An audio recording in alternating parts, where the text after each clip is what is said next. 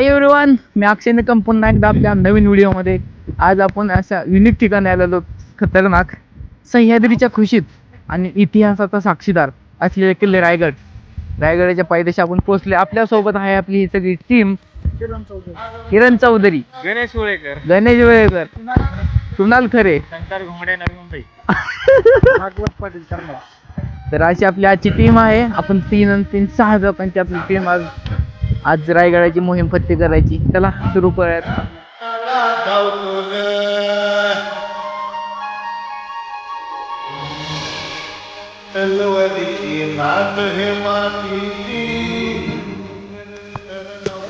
तर मित्रांनो, स्टार्ट झालाय. 8 वाजत 12. पाऊस आपल्याला वरती पोहोचायला किती वेळ लागतोय?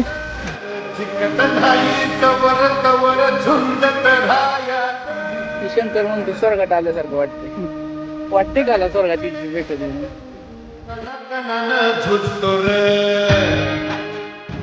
छत्रपती शिवाजी महाराज के जय भवानी, जय भवानी. अरे तेच किती वेळा सांगतो, लाकूड लागलं तू. सगळं सोडा आता तू, सगळं सोडा. छत्रपती शिवाजी महाराज के जय भवानी, जय भवानी. काही आठवणी त्या स्माईलपेक्षा शांत आणि गोड असतात, त्या नजरे इतक्या निरागस. इथे प्रत्येक टप्पा इतिहासाचा आहे. कधी कधी वाटतं निसर्गाच्या खुशीत हरवून जावं. हे केवळ ट्रेक नाही, ही आहे छत्रपती शिवरायांच्या स्वप्नांची वाटचाल. रायगड, गडाचा राजा.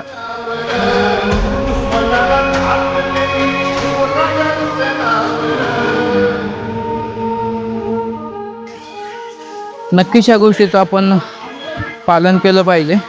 आणि गडावरती आल्यानंतर जे आपण सोबत आणतोय, जे की घरून आपण खायला किंवा बिस्किट, कुरकुरे, XYZ आपण जे घेऊन येतो, त्याच्या बॅग्स आहेत त्या आपल्या सॅकमध्ये घेऊन रिटर्न जाणं खूप गरजेचं आहे.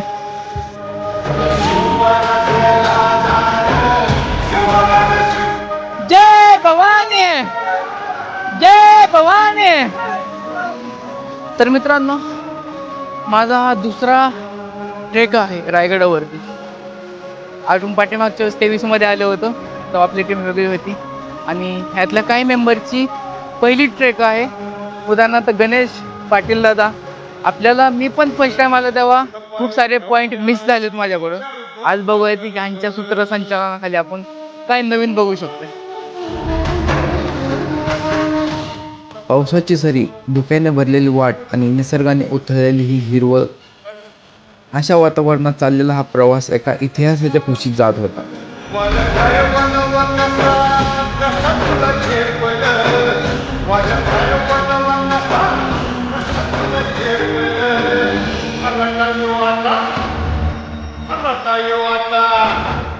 धबधब्याच्या त्या गडगडाट काहीतरी शांत होतं. अगदी आतून पायाखाली वाटा आवल्या होत्या, पण मन मात्र कोरड्या आठवणीने भरून गेलं होतं. कधी बुरुजाच्या खुशीत थांबून थोडं मागे वळून पाहिलं. त्या क्षणी प्रत्येक दगडावर इतिहास बोलत होता. पावसात चिंब भिजून चालणं हे फक्त थकवत नव्हतं, ते पुन्हा स्वतःला शोधत होतं. आणि त्या वाटेवरती सोबतीला होते आठवणी आणि काही न विसरण्यासारखे क्षण. शेवटी दुरून दरवाजा दिसू लागला. जणू संपूर्ण रायगड आपली वाटच पाहत होता. तो महाद्वार, जिथून आत शिरताना शरीर दमलेलं असतं, पण आत्मा तो फक्त गर्वाने भरलेला असतो. हे केवळ गड नाही, हे आपलं आहे स्वराज्य.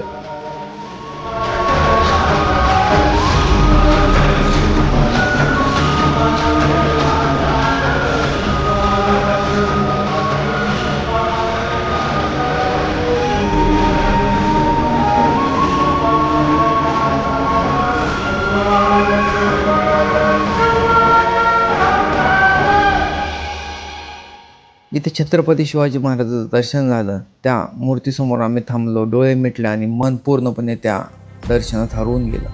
तिथून पुढे गेलो. पाऊस आता जोर धरत होता. मग आम्ही पोहोचलो त्या पवित्र जागी.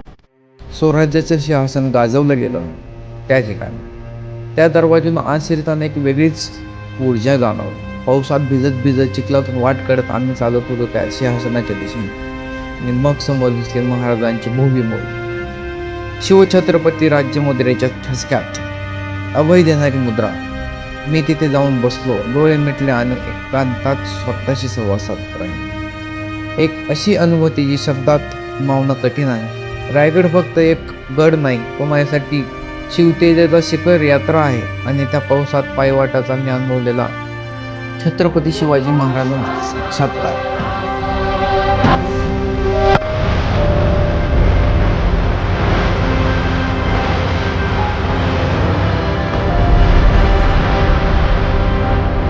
दोन्ही बाजूला दगडी भिंत, समोर काळाभोर साम्राज्य, त्या शांततेत आणि काहीच रहस्य नाही. थोडं भीतीदायक वाटलं आणि तेवढ्यात वाटलं आता आपण इथून परत फिरलेलं बरं. म्हणून वरती आलो तर वरती असणाऱ्या मेंबर्सला वाटलं की खाली गेलं पाहिजे. तर एका व्यक्तीने काय मनात आलं माहीत नाही, थेट वरून उडी मारली खाली. 100 काळजाचा ठोका चुकला, पण त्यालाही त्याचा वेगळा एक ट्रायल वाटला असणार. आम्ही पुढे निघालो. गडावर सगळीकडे धुकं दाटलेलं त्या पावसाने गडावर एक वेगळी जादू निर्माण केली. प्रत्येक दगड, प्रत्येक भिंत काहीतरी वेगळं बोलत होतं. तळ्याच्या पानातून चालत पायाखाली गारवा जाणवत होता. अंगावर थोडासा पाऊस आणि मनात उत्साह याचा आनंद काही औरच होता. देवा आमचा रगाते, देवा तुझा निवेदे, देवा तुझ्या चरणी मागो आमचं हे असू दे, देवा ह्या तुझाते. चला जाऊयात मग आता बाजारपेठेकडे. इथलं सगळं आपण करून झालं. बाजारपेठेकडे जाऊ. बाजारपेठेतूनच राईट साईडला आपण पाठीमागच्या जेव्हा आजीकडे आपण जेवण केलं होतं पिठलं आणि भाकरी, बघूयात ते भेटतं येत का. आणि त्याच्यानंतर मग आपण टेकमत चौक बघायला जाणार आहे. काय कोणाकोणाला आवडतंय रे? सगळ्यालाच आवडते. आता काही पण दिलं तरी चालेल. दिलं तर आवडणार. भूकच एवढी लागली आहे, काही पण चालेल. नाही जेवणाचं तर आहे. एनर्जी 2-2.5 वाजता संपली. चला चांगली गोष्ट आहे. पण कसं वाटलं मित्रांनो, म्हणजे आता दर्शन वगैरे झालं? एक नंबर वाटलं. आजपर्यंत 3 वेळेस आलो. हां, 4थी वेळेस आहे माझी. सगळ्यात भारी वाटलं. एवढा आनंद कुठंच नाही. हां ना. आहे का जेवायला? हा, जेवण घरी कोण नाही? आयला मग आता आम्ही कुठे जेवायचो? कुठं? पलीकडं का? पण यावेळेस त्या आजी भेटल्या नाहीत त्या जागेवर. ठीक आहे पलीकडे जातो. त्यांना विचारलं, शोध घेतला, पण ती पुन्हा चव अनुभवायची मिळाली नाही. गडावरील प्रत्येक क्षण, पावसाचा प्रत्येक थेंब आणि त्या जुन्या आठवणींना भरलेला प्रवास, हाच तर खरा अनुभव असतो. काही गोष्टी कॅमेरा साठत नाहीयेत, त्या मनात घर करतात. पावसात भिजत होतो, चालत आलो आणि समोर दिसलं जगदीश्वराचे मंदिर. ते भव्य, शांत आणि तरीही आवाजानं गाजणारे. मी मंदिराच्या आतमध्ये गेलो. मस्त दर्शन झालं. त्या थंडगार दगडी मंदिरात उभं राहून क्षणभर डोळे मिटला आणि जणू माझं मनच थांबून गेलं.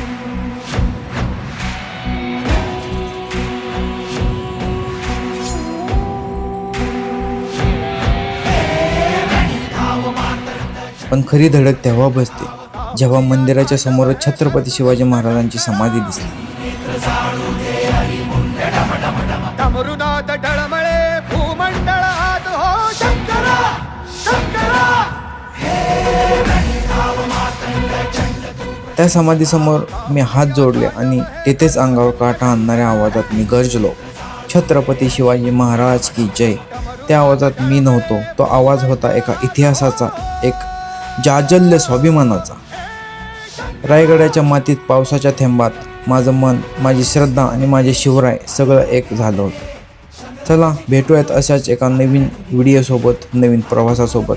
तवर सगळ्यांना माझा जय शिवराय, जय महाराष्ट्र.